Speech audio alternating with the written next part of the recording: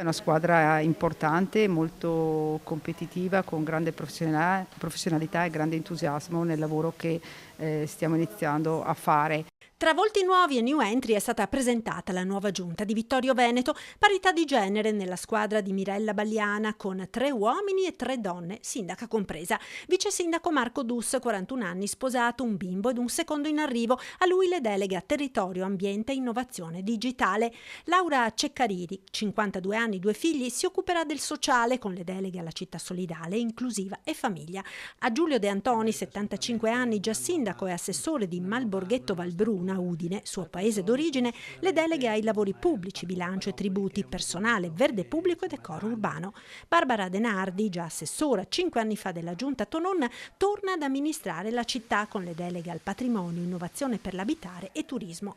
La prossima settimana verranno conferite le deleghe a cultura e scuola a Enrico Padoan, 39 anni, docente universitario.